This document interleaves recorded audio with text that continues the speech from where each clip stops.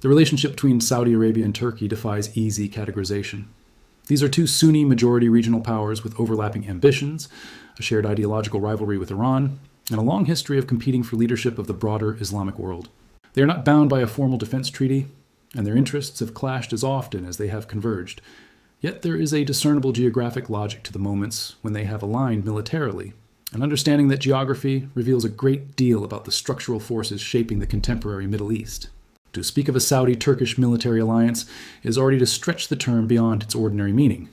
because what exists between the two capitals is not an alliance in the way that NATO is an alliance, or in the way that the American-Japanese Security Treaty binds together two Pacific powers with shared legal obligations and integrated command structures. It is something more contingent and more ambiguous than that, a relationship whose texture changes depending on the theater, the moment, and the specific configuration of threats and opportunities that happens to prevail at any given time. Understanding it requires abandoning the expectation of consistency and embracing instead a geographic logic that explains why cooperation surfaces in some places and why competition reasserts itself in others. The first thing to appreciate is that Saudi Arabia and Turkey do not share a border.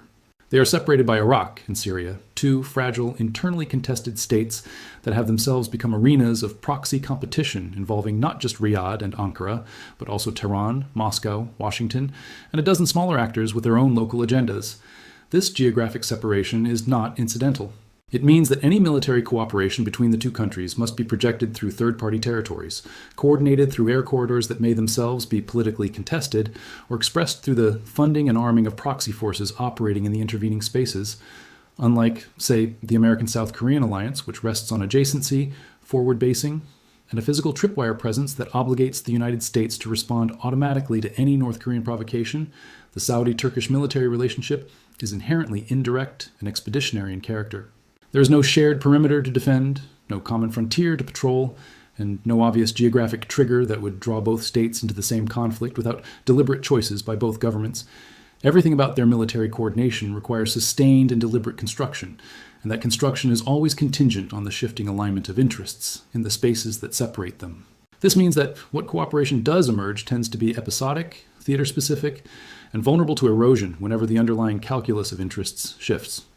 Turkey sits astride one of history's great strategic crossroads, the Anatolian land bridge connecting Europe to Asia, commanding the Bosphorus and Dardanelles Straits through which all Black Sea naval traffic must pass, and sharing land borders with Greece, Bulgaria, Georgia, Armenia, Iran, Iraq, and Syria. It is simultaneously a European, Mediterranean, Black Sea, Caucasian, and Middle Eastern power, which is an almost unique geographic position in the contemporary world.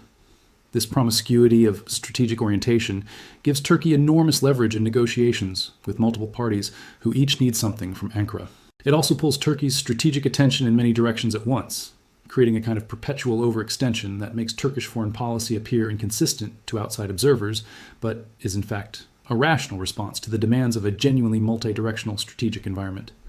Ankara must manage relationships with NATO partners to the west, a resurgent Russia to the north, whose energy exports Turkey depends upon, even as Russian military interventions in Syria and Libya have placed Russian and Turkish forces in de facto confrontation, a revolutionary Iran to the east, with which Turkey maintains a historically layered coexistence built on centuries of pragmatic interaction, and a fractured Arab world to the south that has simultaneously created opportunities for Turkish influence and drawn Turkey into costly military entanglements in Syria, Libya, and beyond. Turkey's military posture reflects this complexity. It is oriented not toward a single overriding threat, but toward a set of overlapping and sometimes contradictory strategic imperatives that shift in priority depending on the political moment, the calculations of the leadership in Ankara,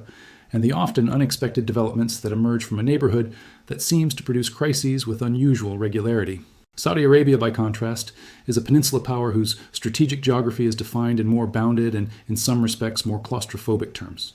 The Red Sea lies to the west, the Persian Gulf to the east, Yemen to the south, and Iraq and Jordan to the north. The kingdom controls the two holiest cities in Islam, Mecca and Medina, a source of soft power and religious legitimacy that no other Sunni state can match, as well as the world's largest proven oil reserves and proximity to some of the busiest maritime choke points on Earth. The Strait of Hormuz at the mouth of the Gulf and the Bab el-Mandeb at the southern end of the Red Sea together carry an enormous fraction of the world's traded energy, and the disruption of either would send shockwaves through the global economy that would ultimately circle back to undermine Saudi Arabia itself. The kingdom's vulnerabilities are equally geographic, and in some ways more immediately pressing than its sources of strength. A long and difficult-to-defend southern border with Yemen exposes the kingdom's least developed and most mountainous frontier to a persistent insurgency that has been progressively armed with increasingly sophisticated weapons by Iran. An almost total dependence on Gulf shipping lanes for the oil exports that underwrite the Saudi state, and the social contract on which the monarchy's legitimacy rests, means that any serious interdiction of those lanes would threaten not merely Saudi wealth, but Saudi political stability. The Saudi military posture has always been fundamentally defensive in its underlying conception, oriented toward protecting the peninsula, the monarchy, the oil infrastructure, and the holy cities from threats that could come from any direction, even when Riyadh has chosen to project force outward into Yemen or has funded proxy conflicts in Syria and elsewhere. These two geographic profiles are complementary in some respects and deeply competitive in others, which explains the oscillating character of the bilateral relationship. When their spheres of influence expand into the same contested buffer zones, and the primary adversary is a third party that both capitals find threatening, cooperation becomes possible and sometimes mutually reinforcing, with each state contributing what its geographic position and military capability make it best suited to contribute while benefiting from the other's contributions. When their ambitions converge on the same prize, or when their different conceptions of regional order lead them to back opposing sides in a conflict, the relationship deteriorates into something closer to rivalry, a competition dressed in the shared language of Sunni solidarity, but driven by the harder and less sentimentally satisfying calculus of national interest and geographic position. The history of the relationship is essentially the history of this oscillation, and the geographic logic of each phase is usually more explanatory than the official rhetoric that surrounds it. Neither state is entirely comfortable acknowledging this oscillation because both have invested politically in narratives of Sunni solidarity and shared purpose, but the pattern repeats with enough regularity and across enough different theaters to be recognized as structural rather than incidental. The Syrian civil war, which erupted in 2011 and dragged on through the following decade in forms that few initial observers predicted, created the most significant and sustained theater of Saudi-Turkish military cooperation that has yet materialized. Both states shared a core interest in the removal of Bashar al-Assad, whose Alawi minority-led government was closely aligned with Iran and was ultimately sustained by Russian military support that included, from 2015 onward, direct Russian air power operating from the Hmeimim air base near Latakia on the Syrian Mediterranean coast, an intervention that fundamentally altered the military balance and made Assad's eventual survival far more likely than it had seemed in the early years of the conflict. Assad's survival represented, for both Riyadh and Ankara, the consolidation of an Iranian-led geographic arc stretching from Tehran through Baghdad and Damascus to Hezbollah's strongholds in Lebanon and along the Syrian-Lebanese border, a contiguous corridor of influence that gave Iran direct access to the Mediterranean Sea and the capacity to threaten Israel, Jordan, and the Gulf states from multiple directions simultaneously, while also giving Iranian-aligned groups the ability to menace shipping in the eastern Mediterranean. Both powers viewed this prospect with alarm and shared an interest in preventing it, even though their reasons for doing so were somewhat different, and their preferred end states for Syria did not perfectly overlap. Their geographic relationships to Syria were fundamentally different, however, and this shaped the form their involvement took in ways that prevented the alignment from ever becoming truly unified in operational terms. Turkey shares more than 800 kilometers of border with Syria, a border that runs through provinces with deep historical, cultural, and demographic ties to the territory across it, particularly in Hatay, which was itself contested between Turkey and Syria until well into the 20th century. From the outset of the conflict, Turkish territory became the primary logistical corridor for the armed opposition, the main entry point for fighters, weapons, medical supplies, and humanitarian aid flowing into the theater from a wide range of external supporters. Turkish intelligence services funneled support to a range of Sunni opposition factions through the border crossing points in Hatay, Gaziantep, and Şanlıurfa provinces, not always with the kind of careful vetting that might have prevented some of that support from eventually reaching groups that the international community considered dangerous extremists. Turkey's geographic proximity also meant that it bore the direct costs of the conflict in ways that Riyadh never had to, costs that shaped Turkish behavior throughout the war and sometimes pushed Ankara's priorities in directions that diverged from what the Saudis would have preferred. Millions of Syrian refugees crossed into Turkey, eventually reaching numbers that made Turkey one of the largest refugee-hosting countries in the world, straining social services, altering the demographic character of border provinces, and eventually becoming a significant source of domestic political tension as Turkish public opinion turned against the open-door policy that the Erdogan government had initially embraced as a humanitarian and political gesture. Kurdish militant groups consolidated control over Syrian border territory in the chaos of the civil war and threatened to link up with the PKK insurgency inside Turkey itself, creating what Ankara perceived as a security emergency of the First Order, one that became in Turkish strategic thinking at least as urgent as the original objective of removing Assad, and arguably more so once it became clear that Assad's removal was not going to happen on the timeline that Turkey and Saudi Arabia had initially anticipated. Stray artillery shells and terrorist attacks periodically struck Turkish border towns, making the war physically and emotionally immediate for Turkish citizens and for the government in Ankara in a way that it could never quite be for a country separated from the conflict by hundreds of kilometers of desert and two other sovereign states. Saudi Arabia's geographic distance from Syria meant its involvement was predominantly financial and logistical rather than territorial. Riyadh funded and armed opposition factions operating primarily in southern Syria, particularly in the Daraa Governorate, which borders Jordan and was the birthplace of the popular uprising against Assad in March 2011. The Saudis worked closely with Jordan as a transit state, using Jordanian territory and the American coordination infrastructure established at the Military Operations Center in Amman to channel financial support and weapons into the southern theater, and to maintain some degree of oversight over which groups received what resources. This arrangement reflected the geographic reality that Saudi Arabia had no direct access to Syrian territory and required a partner with physical proximity to serve as the operational intermediary between Saudi financial resources and the fighters actually engaged on the ground. Jordan, which had its own complex interests in the Syrian conflict but was also heavily dependent on Saudi financial support for its own economic stability, provided that intermediary function, though not always with the enthusiasm or the consistency that Riyadh would have preferred. The result was an informal geographic division of labor that never quite hardened into a genuine unified operational partnership. Turkey owned the northern theater, the approaches to Aleppo, the Idlib corridor, and the zones adjacent to the Turkish border, where Turkish military presence could be most directly felt, while Saudi-backed factions operated in the south and center of the country with less direct military support from their patron. The two zones of influence met awkwardly in the middle, and the factions they backed were not always compatible in organizational terms, ideological orientation, or tactical approach. Saudi Arabia tended to favor more conservative Salafist groups whose religious culture aligned with the Gulf-funded mosque networks that had been cultivating sympathizers in Syria and elsewhere for decades before the civil war created an opportunity to convert that ideological investment into armed political influence. Turkey prioritized factions affiliated with the Muslim Brotherhood, which has historically been Ankara's preferred vehicle for projecting Islamist political influence throughout the Arab world, and groups willing to operate under Turkish command structures and serve Turkish strategic objectives in the north. These differences were never fully resolved through any unified coordination mechanism, and they limited how deep the operational synchronization between the two patrons could realistically go. Is the competition and occasional cooperation that has unfolded along the western shore of the Red Sea and in the Horn of Africa. Turkey established its largest overseas military base in Mogadishu, Somalia, in 2017, a facility that became the most visible symbol of Ankara's ambition to project military presence into Africa and the Indian Ocean region, training Somali forces and providing Turkey with a forward presence from which it could project influence across the wider region. Alongside this base, Turkish commercial investment, educational institutions, hospitals, and diplomatic missions expanded rapidly across the Horn and deeper into sub-Saharan Africa, giving Ankara a web of relationships and economic interests that constituted a meaningful form of soft power in a region that has historically been the domain of Gulf Arab influence and Western donor relationships.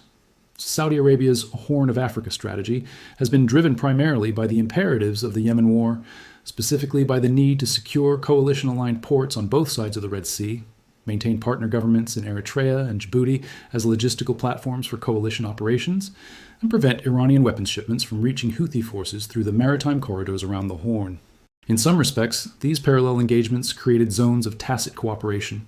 since both states had reasons to limit Iranian influence in the region and to support stable and reasonably friendly governments along the Red Sea littoral. But in Somalia specifically, the two powers' interests collided around the Qatari dispute, with Turkey backing Qatari-aligned political factions in Mogadishu and Saudi Arabia pushing in the opposite direction, turning Somali politics into a microcosm of the larger Gulf rivalry, and demonstrating that even in a geographically peripheral theater, the underlying tensions between the two powers were capable of reasserting themselves at the expense of any broader shared purpose, and reminding both capitals that the competitive logic of their relationship has a reach that extends well beyond their immediate neighborhoods. The 2017 Saudi-led blockade of Qatar was the single most damaging episode for any notion of coherent Saudi-Turkish strategic alignment, and it exposed the geographic fault lines in the relationship with unusual clarity. When Saudi Arabia, the United Arab Emirates, Bahrain, and Egypt severed diplomatic ties with Qatar, closed their airspace and borders, and presented Doha with a sweeping list of demands that amounted to a demand for Qatari strategic subordination to Saudi preferences, Turkey sided firmly with Qatar from the outset, and did so with a speed and decisiveness that left no room for ambiguity about where Ankara's sympathies lay. The geographic dimensions of Turkey's response were striking and deliberate. Qatar is a small peninsula physically surrounded by Saudi and Emirati influence, with its only land border controlled by Saudi Arabia, and its maritime approaches dominated by Gulf Cooperation Council members aligned with Riyadh. When those borders and airspaces closed, Qatar faced a genuine logistics crisis, and Turkey responded by airlifting food and military reinforcements into Doha and securing overflight corridors through Iranian and Omani airspace that bypassed the Saudi-Emirati blockade entirely.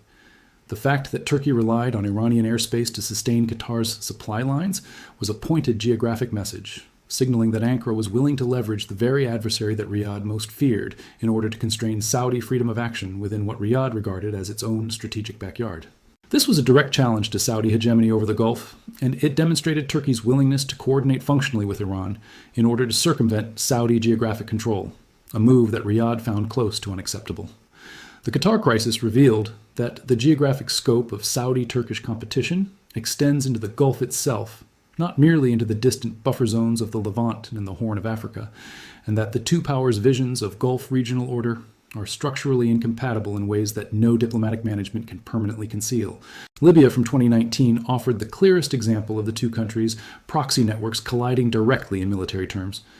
Turkey intervened on behalf of the Tripoli-based government of national accord, deploying advisors, drones, and Syrian mercenaries recruited from factions Turkey had supported during the Syrian civil war, while the United Arab Emirates and Egypt, close Saudi partners, backed Haftar's Libyan National Army with airstrikes, drones, and their own mercenary contractors. For Turkey, the intervention secured a maritime delimitation agreement that strengthened its eastern Mediterranean claims. It countered a gathering alignment of adversaries around its maritime periphery, including Greece, Cyprus, Egypt, and the UAE, all of whom were developing energy extraction arrangements in Mediterranean waters that excluded Turkey and that Ankara regarded as legally invalid and strategically threatening. The Libyan intervention was also a demonstration of Turkish military capability, specifically of the lethal effectiveness of the Bayraktar TB2 drone in a permissive operating environment, a demonstration that resonated throughout the region and significantly raised Turkey's profile as a defense industrial power. For the Saudi-aligned bloc, Haftar's victory would have consolidated a government friendly to the Gulf anti-Qatar coalition on Egypt's western border, blocked Turkish and Qatari expansion into North Africa, and denied Turkey the maritime agreement that gave its eastern Mediterranean claims new legal standing. The result was a proxy confrontation that demonstrated more clearly than any communique could have done how far the two powers' strategic interests had diverged, and how willing each was to absorb the costs of direct competition in pursuit of its geographic and strategic objectives. Libya was not a peripheral conflict in which Saudi-Turkish competition happened to manifest. It was a central theater in which the geographic ambitions of the two states came into direct and sustained opposition. Turkey's membership in NATO adds an institutional dimension that shapes Turkish military behavior in ways that have no equivalent on the Saudi side. Turkey hosts Incirlik Air Base, key ballistic missile early warning radar installations, and major NATO command infrastructure on its territory, giving it access to alliance intelligence sharing, interoperability frameworks, and logistical networks that Saudi Arabia cannot access as a non-member. This institutional geography has generally pushed whatever Saudi-Turkish military coordination exists into informal bilateral channels, rather than formal combined operations, because integrating those operations with NATO frameworks would create political and legal complications neither capital wants to manage. It also gives Washington significant leverage over the relationship, since American influence over Turkish military behavior through NATO channels and over Saudi military behavior through bilateral security cooperation agreements means that Washington can sometimes discourage or complicate Saudi-Turkish coordination that it finds inconvenient or strategically counterproductive. The institutional divergence between the two states has a further consequence that is often underappreciated. Turkey's defense industrial base has developed over the past 2 decades in ways specifically tailored to the needs of a NATO member seeking strategic autonomy, producing sophisticated products like the Bayraktar TB2 drone, indigenous air defense systems, and domestically built naval vessels. Saudi Arabia has historically been an importer of Western weapon systems, particularly from the United States and the United despite enormous investments in Vision 2030 modernization programs. This asymmetry means that in any practical military cooperation, Turkey tends to be the supplier of tactical and operational capabilities, while Saudi Arabia tends to be the supplier of financial resources and political legitimacy, a division of roles that reflects their different geographic and institutional positions, and that shapes the texture of their interactions in ways that go beyond any particular policy choice either government might make. Defense industrial cooperation has emerged as one of the more durable threads in the bilateral relationship, precisely because it reflects genuine complementarity rather than merely overlapping threat perceptions that are always subject to revision. No analysis of the Saudi-Turkish military geography is complete without sustained attention to Iran, because Iran is simultaneously the force that most consistently drives the two powers toward each other, and the variable that most persistently complicates their alignment in ways that cannot be resolved through goodwill alone. Both Saudi Arabia and Turkey view Iranian expansionism with genuine concern, but they experience that threat at different geographic ranges and with fundamentally different intensities that produce fundamentally different strategic responses. For Saudi Arabia, Iran is an existential rival in the most literal sense of that overused phrase. Iranian ballistic missiles can reach Riyadh and every other major city in the kingdom. Iranian-backed forces operate on Saudi borders in Yemen. Iranian influence runs through the Shia communities of the eastern province, where much of Saudi Arabia's oil infrastructure is concentrated. The Shia-Sunni dimension of the rivalry is not merely a theological abstraction, but a concrete political threat to the domestic stability of the Saudi state. For Riyadh, the containment of Iran is not one priority among several, but the organizing principle of Saudi foreign and defense policy, the lens through which almost every other regional development is assessed, and the benchmark against which every potential partner is ultimately measured. For Turkey, Iran is considerably more complicated than an existential threat. The two states share a long border and a history of managed coexistence stretching back to the Treaty of Zuhab in 1639, which established a boundary between Ottoman and Safavid territory that corresponds closely to the modern Turkish-Iranian border, making it one of the most stable borders in a region not known for stable borders. Over nearly 4 centuries of adjacent existence, Turkey and Iran have developed a tradition of competitive coexistence that allows for sustained rivalry in some domains and pragmatic cooperation in others simultaneously, without either state allowing the competition to escalate into the kind of zero-sum confrontation that characterizes the Saudi-Iranian relationship. Turkey has maintained significant trade with Iran, even during periods of international sanctions, has used Iranian airspace as a strategic asset when its other options were blocked by Saudi-Emirati pressure, and has cooperated with Tehran on the Kurdish question in ways that reflect the geographic reality of a shared border and a shared interest in preventing the emergence of an independent Kurdish political entity that would threaten both states simultaneously. The 2017-2021 Astana process, in which Turkey joined Russia and Iran as co-guarantors of a Syrian ceasefire framework despite their nominally opposing positions in the conflict, illustrated precisely this capacity for pragmatic engagement with Tehran that Saudi Arabia finds troubling and that Saudi leadership tends to interpret as strategic unreliability on Ankara's part. Turkey's approach to Iran is considerably more nuanced than Saudi Arabia's, shaped by the geographic fact of a shared border that must be managed regardless of ideological differences, and this nuance creates a persistent and structurally durable gap in their military alignment that no amount of shared interest in containing Iranian expansion can entirely bridge. Riyadh wants a partner that treats Iran as an adversary to be isolated and confronted across all domains. Turkey is willing to be a competitor of Iran in specific theaters while remaining a pragmatic interlocutor in others. These are not compatible strategic postures, and the shared geography of the Turkish-Iranian border is fundamentally responsible for the difference. The Saudi-Turkish military relationship is best understood not as an alliance in the conventional sense of that word, but as a geography of overlapping and occasionally intersecting spheres of influence that come into temporary alignment in contested spaces and generate tactical cooperation without ever producing the kind of deep structural partnership that a genuine alliance requires. The two powers tend toward convergence when they are both pushing outward into the same buffer zones, and when Iranian expansion provides a common threat intense enough to temporarily override their mutual suspicions and competing ambitions, as it did in the early years of the Syrian civil war. They diverge, sometimes sharply and sometimes at real military cost to both, when their geographic ambitions collide directly, as they have in Qatar, in Libya, in Somalia, and in the broader contest for leadership of the Sunni Islamic world, a contest that is ultimately unresolvable because both states have structural reasons to pursue it, and neither has the capacity to simply eliminate the other as a contender. These collisions are not accidental products of miscommunication or failures of diplomatic management. They are expressions of deep structural competition between two large, historically conscious states that occupy different geographic positions, experience different threats at different intensities, and have fundamentally different visions of what regional order should look like and who should set its terms. The alliance, such as it is, and to the degree that it can honestly be called that at all, has no permanent institutional form, no treaty basis, no shared command structure, and no geographic foundation of adjacent territory that would give it the automatic character of genuinely binding bilateral defense commitments. It is a relationship of tactical convenience, shaped and reshaped by the changing geography of Middle Eastern conflict, durable enough in certain theaters and at certain moments to produce real and sometimes meaningful military cooperation, but too riddled with competing interests, rival historical ambitions, and fundamentally different geographic identities to ever harden into the enduring partnership that the word alliance implies. It is, in the end, a relationship that the map explains more faithfully than any political declaration ever has. The distance between Ankara and Riyadh is not merely the distance between two capital cities. It is the distance between two distinct strategic worlds that share a common vocabulary of Sunni identity and anti-Iranian anxiety without sharing the geographic fate that would make a genuine, durable, and institutionalized military alliance between them either possible or necessary. Understanding this is not to diminish the significance of the cooperation that has occurred. It is to explain why that cooperation has always been conditional, why it has always been contested from within, and why it will continue to oscillate between partnership and rivalry for as long as the geographic and strategic fundamentals that define both states remain what they are.